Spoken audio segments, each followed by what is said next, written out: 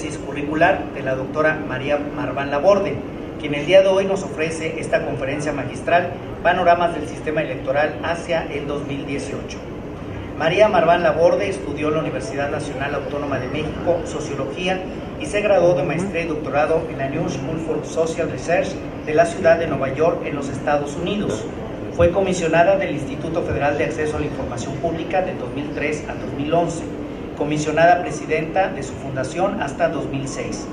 Fue consejera del Instituto Federal Electoral 2011-2014. Ha sido catedrática en diversas instituciones de educación superior como lo son la UNAM, el ITAM, la UDG, el ITESO y la UP.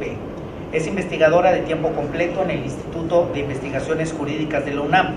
Desde enero de 2015 es la presidenta del Consejo de Transparencia Mexicana. La invito a subir al presidium y le cedo la palabra a la doctora. Démosle un fuerte aplauso, por favor. Bienvenida.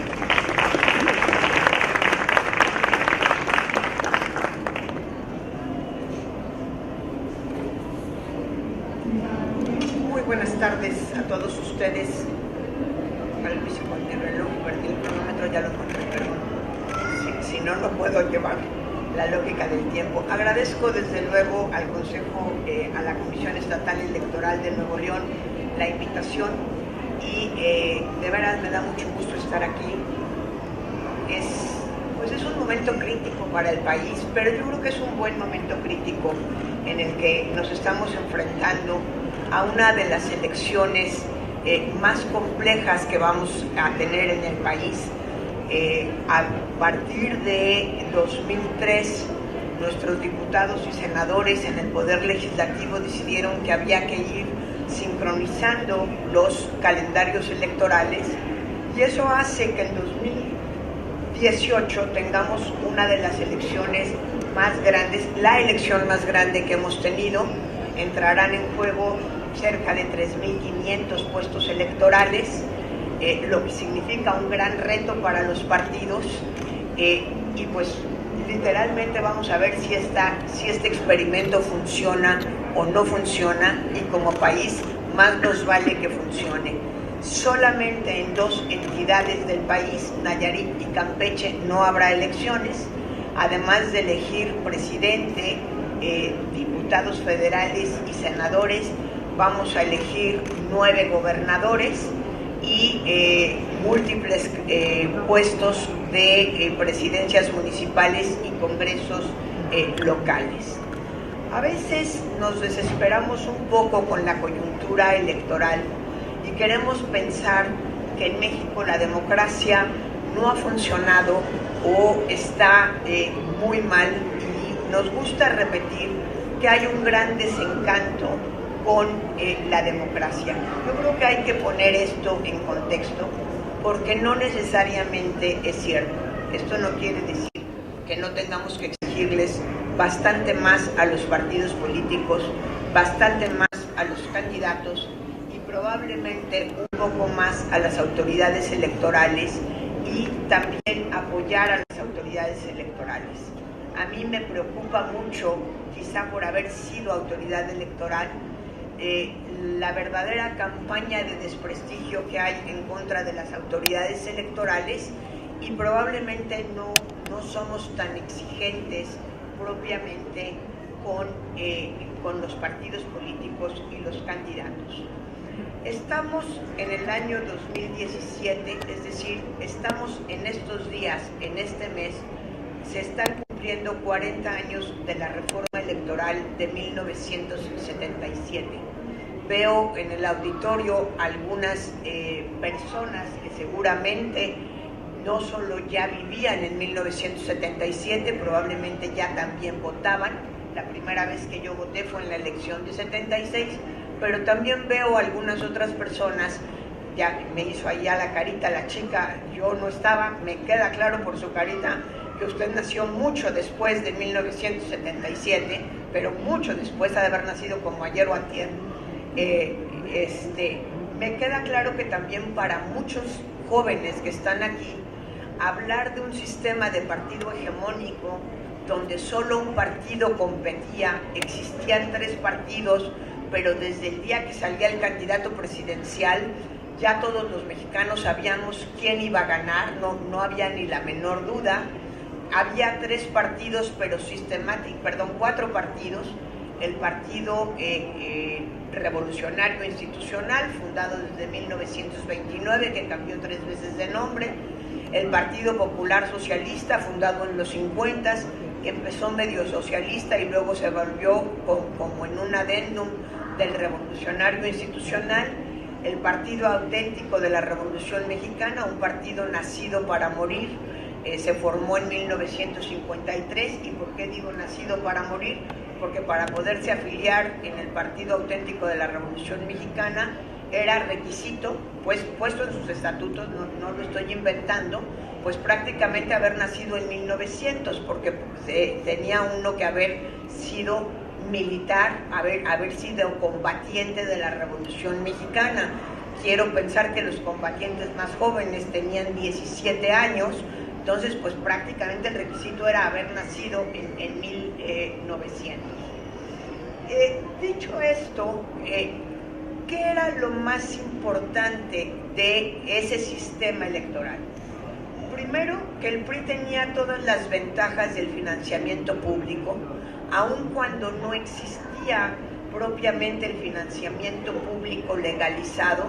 La realidad es que el PRI vivía del dinero de los gobiernos, no había diferencia entre los gobiernos federales, el gobierno estatal y los gobiernos municipales, todo era una gran bolsa del dinero que administraban los priistas, y las campañas políticas se financiaban a través del dinero del gobierno. No es cierto que no existía financiamiento público, no había posibilidad de que la oposición accediera a recursos públicos. En 1977, que se hace la reforma electoral, donde por primera vez se acepta que la oposición es buena y que había que tener oposición, sobre todo la de izquierda, es cuando se establece que los partidos deben tener acceso a financiamiento público. La realidad es que de 77 a 96 los partidos políticos tenían muy escaso financiamiento público, excepto si estaban en el gobierno y podían acceder a los recursos del gobierno.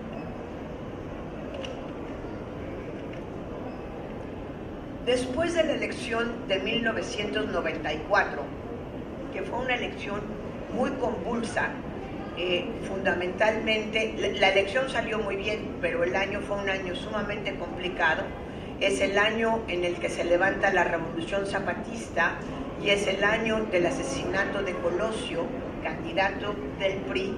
En ese año se hacen 2 reformas electorales y sobre todo se hace el primer proceso de fiscalización serio. En 1990 se había fundado el Instituto Federal Electoral y entre el mandato que tenía había que fiscalizar los recursos de los partidos.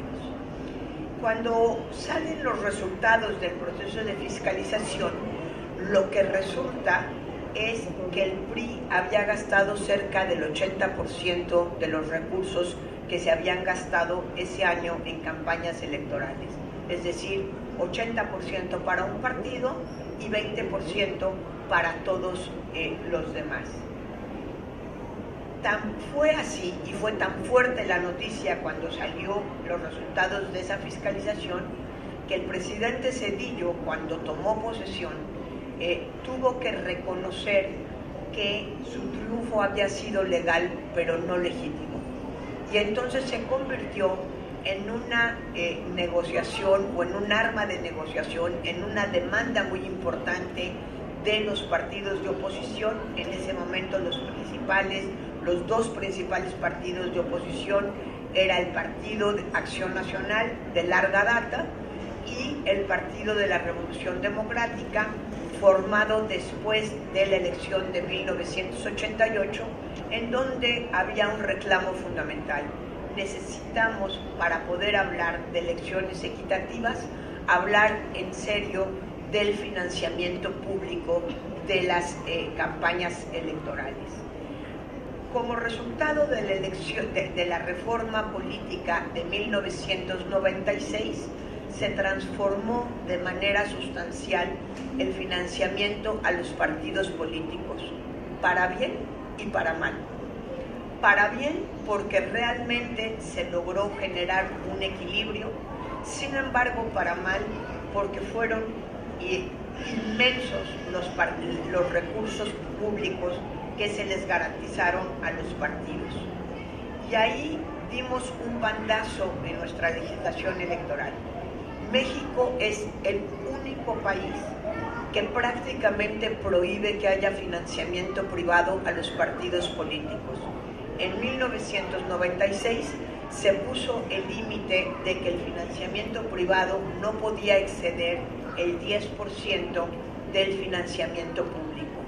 Es una cuestión absolutamente extraña que tengamos eso. Pero además se acompañó de un financiamiento tan generoso a los partidos políticos que, hay que decirlo, se convirtió en un negocio ser partido político. Tenemos la muy triste experiencia, todavía los dueños de ese partido siguen prófugos de la justicia, de la familia Riojas, que fundaron el Partido de la Sociedad Nacionalista, en donde lo que hicieron fue un gran negocio con los recursos públicos. Alguna vez en 2003, que es cuando pierden en 2003 pierden el registro, me puse yo a sacarle las cuentas y de 1999 a 2003 recibieron más de 450 millones de pesos del erario público. Entre otras de las cosas que hicieron, ¿por qué no?, fue comprar una casa en las Lomas de Chapultepec, que no pusieron a nombre del partido, sino que pusieron a nombre de la señora Riojas.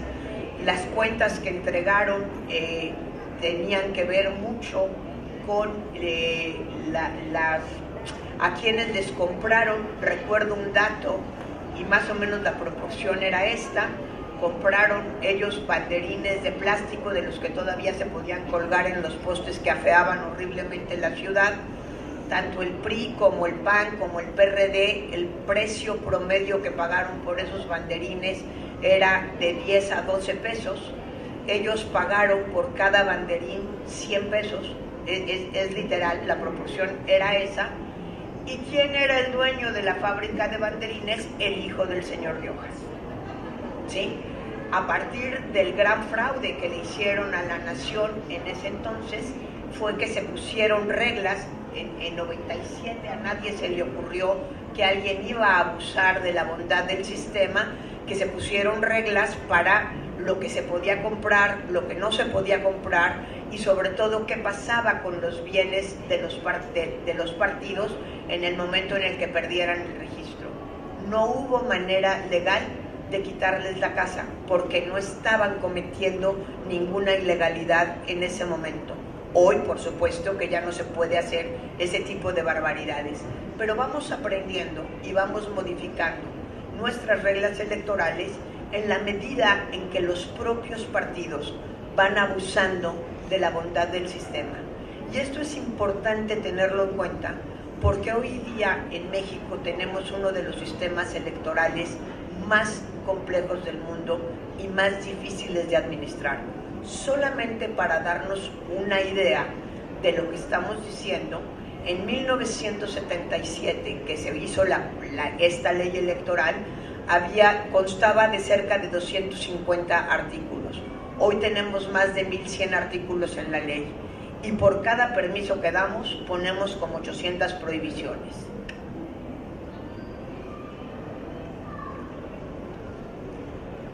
A partir de 1996, una de las preocupaciones fundamentales del sistema fue asegurar la equidad en la competencia.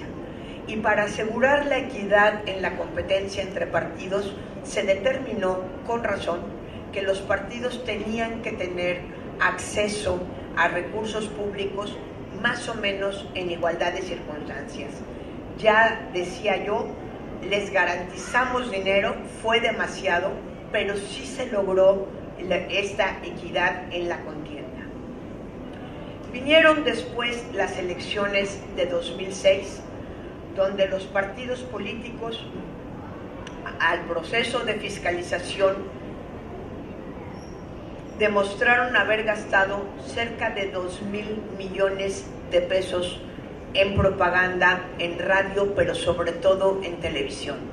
Lo que cada uno de los partidos le fue pagando a las televisoras, sumado todo esto, fueron cerca de 2.000 millones de pesos obviamente, de 2006.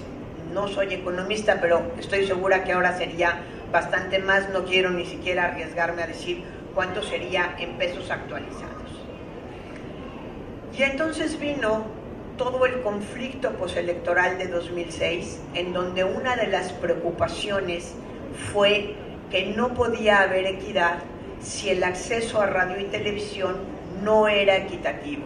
Y fíjense ustedes, otra vez, el abuso de las normas y las reglas. En teoría, la ley obligaba, y así lo hizo el IFE, a pactar un precio con las televisoras para que a todos los candidatos y a todos los partidos les cobrara un precio estándar.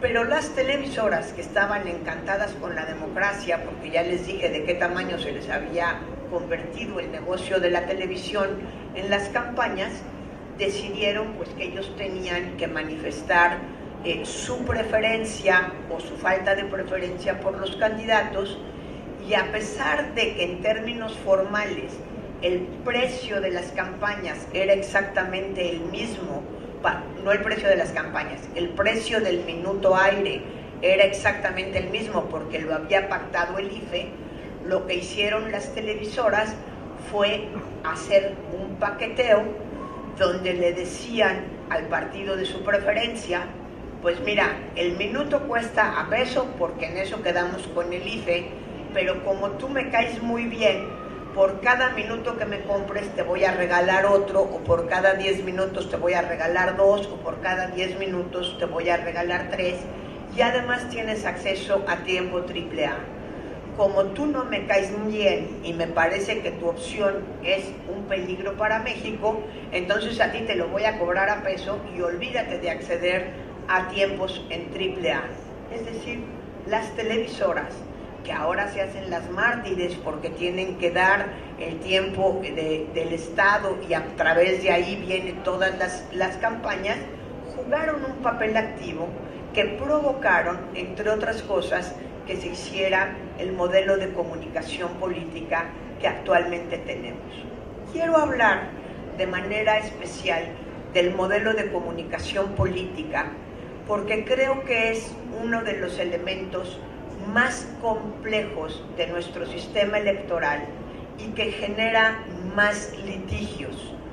Creo, como todas las medidas que tomamos en la vida, que el modelo de comunicación política inventado en 2007 tiene grandes ventajas, pero también creo que tiene grandes desventajas. No existe reforma legal y mucho menos reforma electoral en el mundo que no tenga consecuencias deseadas y consecuencias no deseadas. ¿Cuál era la preocupación fundamental de establecer el modelo de comunicación política? Fundamentalmente, propiciar y garantizar equidad en la contienda, es decir, impedir de manera real que las televisoras volvieran a vender de manera diferenciada el tiempo en radio y televisión y realmente garantizar que todas las fuerzas políticas, todos los candidatos tuvieran acceso a radio y televisión en condiciones de equidad. ¿Cuál fue la fórmula que encontramos para repartir el tiempo de manera equitativa entre todas las fuerzas políticas? La misma con la que repartimos el dinero. 30% se reparte igual entre todos los contendientes, en donde tenemos que hoy día los 9 partidos, de 10 pesos que se reparten, 3 pesos se reparten entre los 9 y les toca lo mismo a cada uno. 3.30 por ahí, 3.33, 33, 33 hasta que nos aburramos, ¿sí? y el 70% se reparte de acuerdo con sus resultados en la última elección federal. Cuando hablamos de equidad, encontramos que esa es una fórmula equitativa. Yo creo que no está mal, podría ser distinta desde luego, podría ser 50-50 probablemente.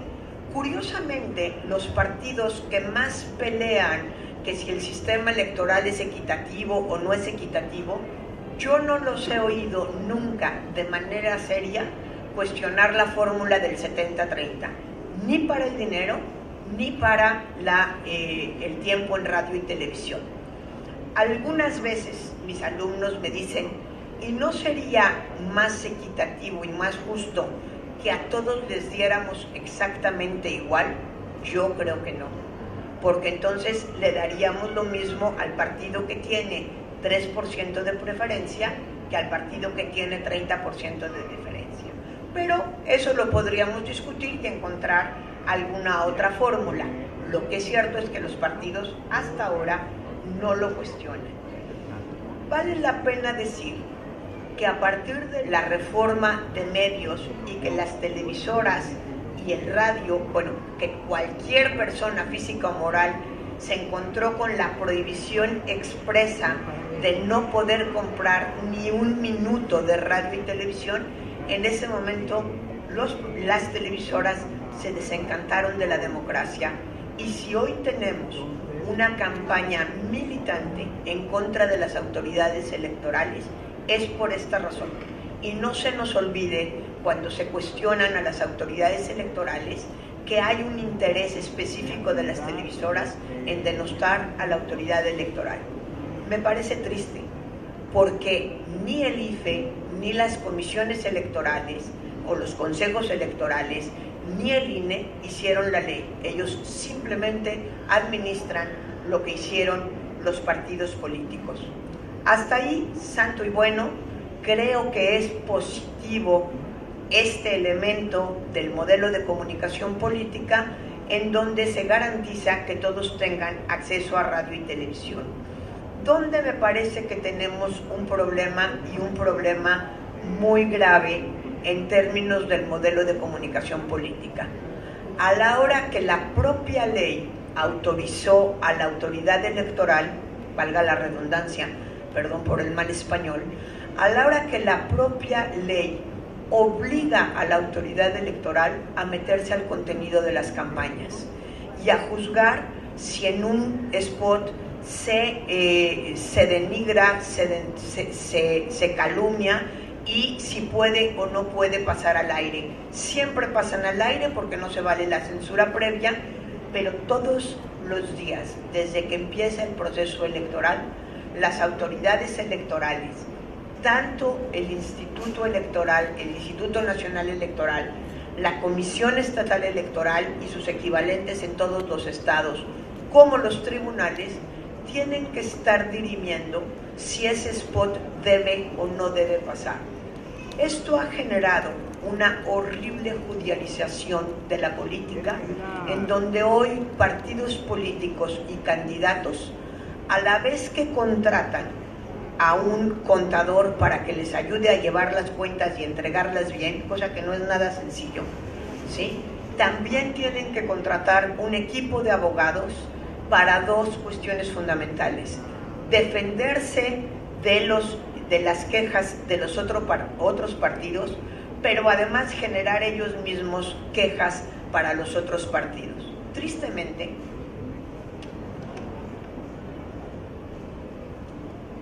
ni la autoridad administrativa o las autoridades administrativas ni los tribunales se atreven a desechar quejas por frívolas, y creo que eso nos está haciendo muchísimo daño en la política, porque lo que estamos viendo de manera constante es que todos los días un partido lleva al INE o al Consejo Electoral Estatal una queja diciendo: el partido de enfrente es un tramposo, fíjate lo que está diciendo, fíjate lo que está haciendo. Y el partido de enfrente va a hacer exactamente lo mismo contra el que lo acusa. Son tan cínicos nuestros partidos que a eso le llaman pagarles la cortesía. Y se atreven en la mesa del consejo, se los digo por experiencia, a decir, bueno, ya se resolvió esta a favor de usted, compañero, ahora le voy a pagar la cortesía. Y se lee la siguiente, y son quejas espejo unos en contra de otros. Les puedo asegurar, porque con estos ojitos lo he visto, y los consejeros que están también lo han visto, y si hay alguien de algún tribunal electoral también lo han visto, que ni siquiera se molestan en redactar distinto, ¿eh? Las quejas hoy se hacen con copy and paste. Se copia, se pega, nada más le cambian los nombres, a veces se equivocan y no cambian todos los nombres, me consta, y lo que hacen es generar en el público una sensación, primero, de que la autoridad electoral no sirve, que no puede controlar a los partidos, y segundo, de que en realidad no estamos construyendo una democracia. La irresponsabilidad que esto tiene con el compromiso de la democracia, para mí, es una de las grandes preocupaciones para el 2018. México es un país que ha invertido muchísimo dinero en elecciones, que ha generado desarrollos institucionales muy fuertes, que consiente a los partidos dándoles financiamiento. Somos de los países que más financiamiento público damos a los partidos, no solo en términos de cantidades. Les damos, fíjense, le damos financiamiento a los partidos desde el momento en el que consiguen el registro, aunque no hayan ganado un solo voto. No todas las democracias le dan dinero a un partido que no ha ganado votos, ¿eh? Les damos financiamiento en tiempos no de campaña, le llamamos financiamiento ordinario. No todos los países les dan financiamiento ordinario, y menos tan generoso a todos los partidos políticos. Les damos financiamiento para las campañas electorales. Les regalamos el radio y la televisión, no nada más en la televisión pública, en la televisión pública y comercial.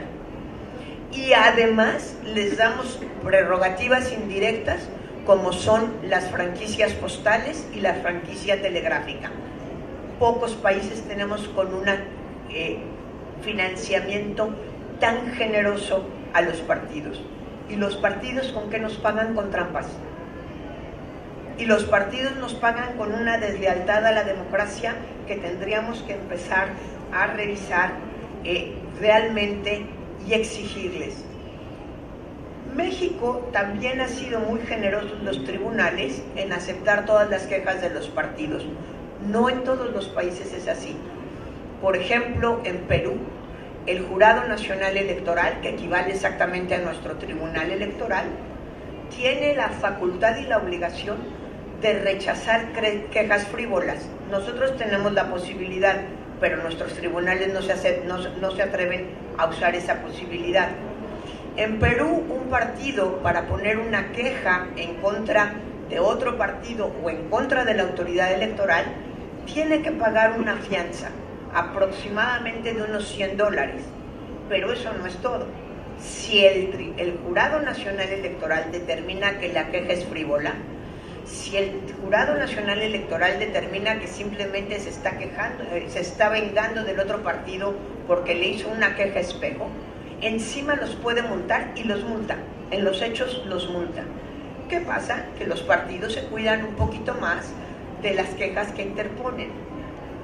No quiero decir que no sea un gran avance de nuestra democracia el hecho de poder quejarnos con una autoridad judicial de lo que hace mal la autoridad electoral o de lo que hacen mal los otros partidos. Pero un efecto no deseado de eso es que hoy los partidos y los candidatos abusan de esas quejas. En conclusión, yo diría que tenemos un sistema electoral que ha creado condiciones de equidad que son empíricamente comprobables, que la equidad hoy día en cualquier sistema electoral es un instrumento de la competitividad. Hoy en día en México tenemos un sistema electoral competitivo, sabemos las reglas desde antes. Sé que están metidos en un lío no pequeño en Nuevo León porque no sabemos qué ley electoral está vigente, pero la regla de que no se puedan cambiar las leyes electorales 90 días de las elecciones tiene como propósito, y yo creo que ese propósito se debe defender, que todos los jugadores sepan con antelación con qué reglas van a competir. Imagínense ustedes si decimos, bueno, 90 días, pues da lo mismo 85, pues si da lo mismo 85, da lo mismo 25 y da lo mismo 4, ¿eh? O sea, no podemos 10 días antes de las elecciones determinar que una mujer chaparrita, gordita, fea, pongan las características que quieran, o un hombre que se viste de tal o cual manera no tiene derecho a ser candidato a la presidencia. Sé que estoy caricaturizando, ¿sí? Pero si cambiamos las reglas electorales conforme vamos avanzando, pues no podemos pensar que hay una equidad en la contienda. Hoy día en México, una de las razones por las que nos enfrentamos con tanta angustia a las elecciones es porque de verdad no sabemos quién va a ganar. De verdad tenemos que esperar hasta que salen los resultados electorales para saber quién ganó. Sabemos que va ganando uno en las encuestas, sabemos que va perdiendo otro, pero sabemos que en las urnas puede haber grandes sorpresas. Sabemos que la última semana, las últimas 2 semanas de campaña, se puede voltear la elección y de pronto quien iba en primer lugar pierde. Tenemos elecciones que se han perdido por menos de un punto porcentual. Eso quiere decir, nos guste o no nos guste, y sobre todo, aunque no le guste al segundo lugar, cualquiera que este sea, que tenemos equidad en la contienda. Y tan tenemos equidad que normalmente solo se pelean los puestos que se perdieron. Nunca he visto a alguien que quedó en segundo lugar que diga, oiga, mire, como yo creo que las elecciones no fueron equitativas, entonces desconózcame todos los triunfos para presidente municipal, no me reconozca los que gané para diputado, no, nada más desconozca el gobernador, o nada más desconozca el presidente, porque allí sí me hicieron trampa. Yo quisiera que me expliquen, lógicamente, cómo podemos tener un sistema inequitativo en la elección de gobernador y no en la elección de Congreso y no en la elección de presidente municipal, cuando estas son simultáneas. No estoy hablando del caso del Estado de México, que han separado todas las elecciones. ¿Cómo podemos tener una elección que no es equitativa en el caso del presidente y sí en el caso de senadores y en el caso de diputados federales? No se puede, no se puede. ¿Qué tenemos como problema fundamental? Y me parece uno de los puntos que como ciudadanos tendríamos que empezar a exigir desde hoy, es la inadmisibilidad de la derrota. No podemos pensar que tenemos partidos y candidatos con vocación democrática si aceptan los resultados cuando ganan y no los aceptan cuando pierden. Y creo que ese es un problema fundamental que son los partidos los que tienen que resolver. No importa lo que haga la autoridad administrativa, no importa lo que hagan los tribunales, mientras los partidos no tengan un verdadero compromiso con la democracia, siempre vamos a creer que tenemos un mal sistema electoral. Tenemos uno de los sistemas electorales más fuertes del mundo, perfectible por supuesto, pero creo que tenemos que reconocer que a quienes más camino les falta por avanzar es a los propios partidos políticos. Muchas gracias.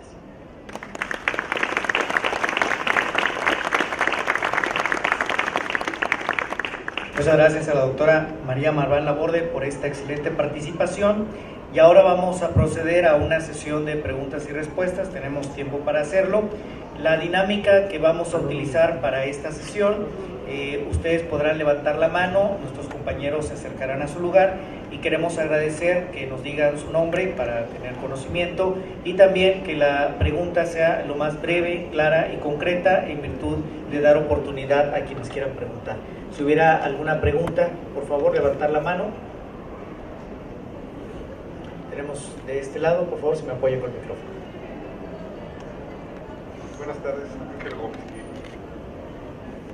La primera pregunta es, hablan de equidad, pero están obligando ahora a los partidos a que haya la mitad de hombres y de mujeres Eso no se me hace lógico ni equitativo, porque por un lado pueden limitar el talento, si hay muchas mujeres capaces, a ponerlas a la mitad de los hombres y al revés. Y el segundo, todo el mundo sabe que los contenidos políticos en la radio, en la televisión, en la prensa también se venden. No han hecho nada para controlarlos. Voy contestando de una en una. A lo mejor sería mejor Sí. 3 y luego, como quieran. Como 3, muy bien. Si hubiera otra pregunta, otras 2 preguntas. Tenemos, si me apoyan por el micrófono, por favor.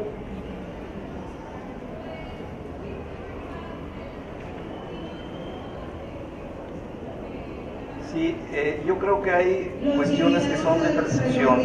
A mí no me parece que haya un sistema equitativo cuando, por ejemplo, se habla de los grandes fraudes que comete un gobernador y que son muchos miles de millones de pesos, que ese gobernador en su tiempo fue el que dirigió la campaña del presidente de la República.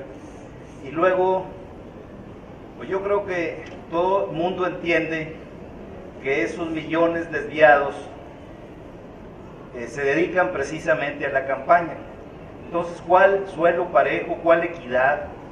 Si eso que se da en Coahuila, se da en Nuevo León, se da en Tamaulipas, se da en Veracruz, se da en Chihuahua, uno, pues a veces como que son muy académicas las disertaciones, pero como que no tienen un sustento real. Al menos aquí, por ejemplo, se da el caso de que el gobernador independiente pues saca más votos que el PRI y el PAN juntos.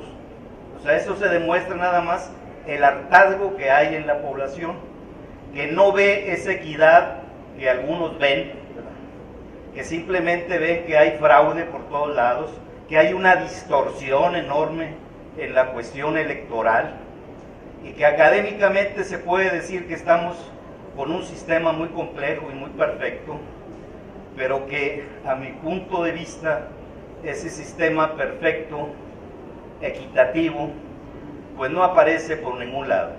Es cuanto. Gracias. ¿Tenemos otra pregunta para el tercio de preguntas? Sí, Alejandro Heredia.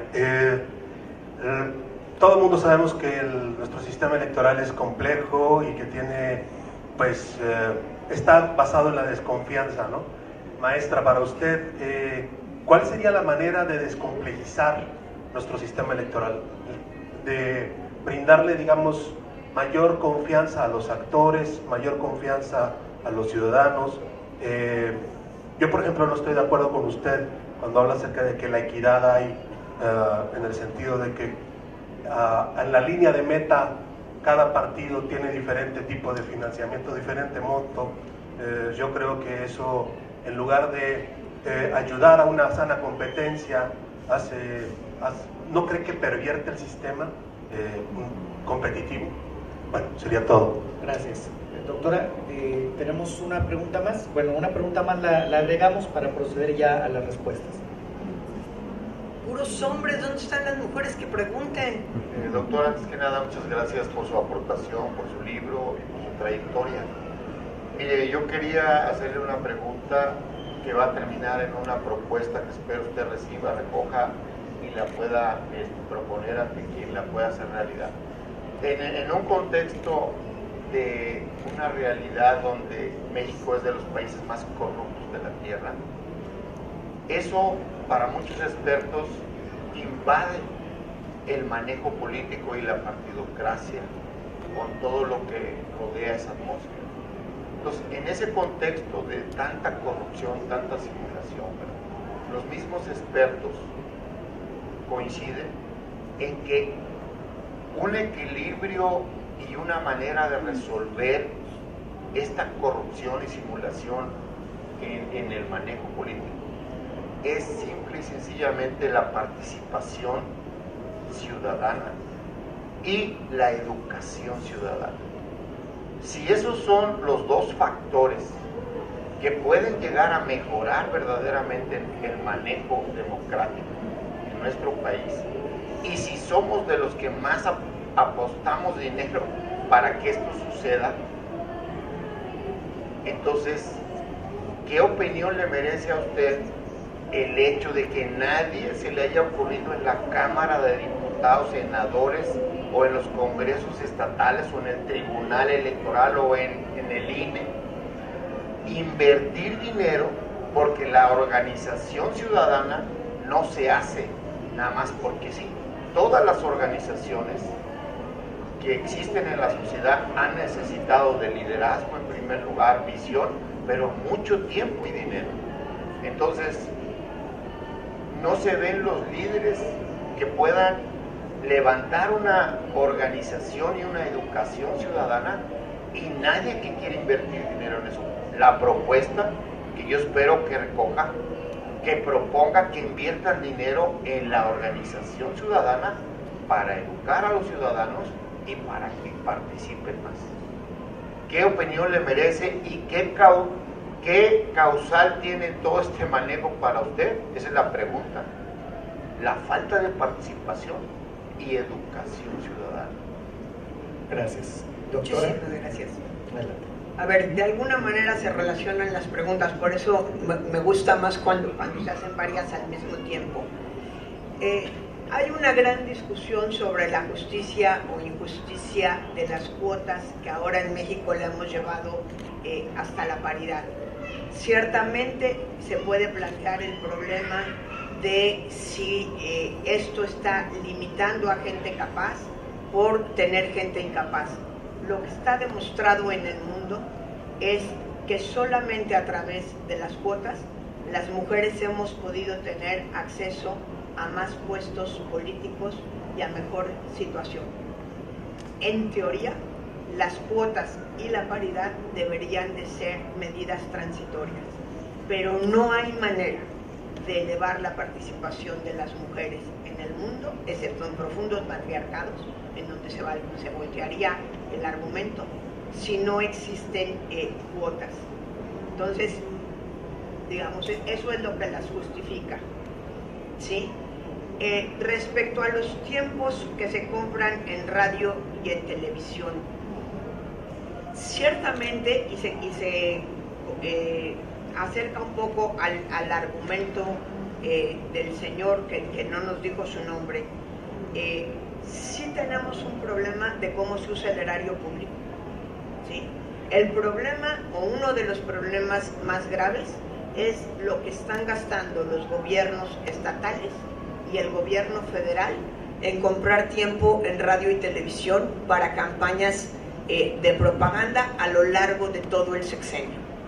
Un país que gasta 30,000 millones de pesos al año en propaganda gubernamental, me parece que es una locura. Ahora, eso no es tema del sistema electoral. No podemos resolver todos los problemas de este país a través de reglas electorales. Precisamente por eso tenemos hoy día reglas electorales tan complejas, porque hemos creído que a través de las elecciones podemos resolver todos los problemas del país.